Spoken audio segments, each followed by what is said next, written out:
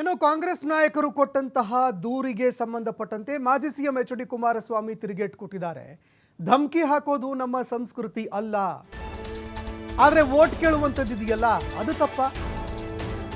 ನಾವು ಕೇಳಿದ್ದು ವೋಟ್ ಮಾತ್ರ, ಸೆಟಲ್ಮೆಂಟ್ ಮಾಡ್ತೀನಿ ಅಂತ ಹೇಳಿದವರು ಯಾರು ಗೊತ್ತಲ್ವಾ ಅಂತ ಪ್ರಶ್ನೆ ಮಾಡಿದ್ದಾರೆ. ಸೆಟಲ್ಮೆಂಟ್ ಮಾಡ್ತೀನಿ ನಿಮಗೆ ಅಂತ ಹೇಳಿದವರು ಯಾರು ಅಂತ ಗೊತ್ತಲ್ವಾ? ಸಿಕ್ಕ ಜಾಗದಲ್ಲಿ ಬೇಲಿ ಹಾಕೋದು ನಮ್ಮ ಜಾಯಮಾನ ಅಲ್ಲ. ಆತ್ಮಸಾಕ್ಷಿ ಮತ ಕೇಳೋದಾಗಿ ಎಚ್ ಡಿ ಕುಮಾರಸ್ವಾಮಿ ಅವರು ಮಾತನಾಡಿದ್ದಾರೆ. ಯಾರ್ಯಾರು ಆತ್ಮಸಾಕ್ಷಿಯಿಂದ ಮತ ಹಾಕ್ತಾರಲ್ಲ ಅವರಿಗೆ ಮಾತ್ರ ನಾವು ವೋಟು ಕೇಳೋದಾಗಿ ಮಾಜಿ ಸಿಎಂ ಎಚ್ ಡಿ ಕುಮಾರಸ್ವಾಮಿ ಅವರು ತಿರುಗೇಟು ಕೊಟ್ಟಿದ್ದಾರೆ.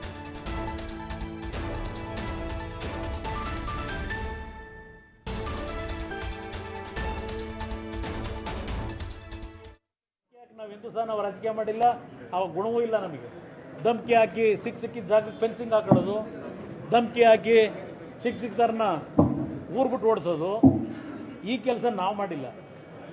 ಧಮಕಿ ಹಾಕೋ ಅವಶ್ಯಕತೆ ನಾವು ಅವತ್ತೇ ಹೇಳಿದ್ವಿ. ನಮ್ಮ ಅರ್ಜಿ ಹಾಕಿದ ದಿವಸಲೇ ನಮ್ಮ ಅಭ್ಯರ್ಥಿ ಆತ್ಮಸಾಕ್ಷಿಯ ಮತವನ್ನು ಕೇಳ್ತೀವಿ ಅಂತ ಹೇಳಿದ್ದೇನೆ.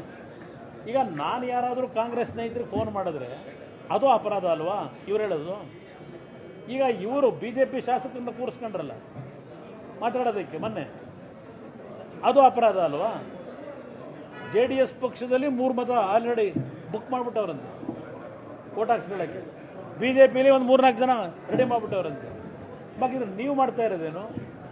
ಹಿಂದೆ 2016-17 ರಾಜ್ಯಸಭಾ ಚುನಾವಣೆ ನೀವು ಮಾಡಿದ್ದೇನು? ಧಮಕಿ ರಾಜಕೀಯ ನಾವು ಕಲ್ತಿರೋದು.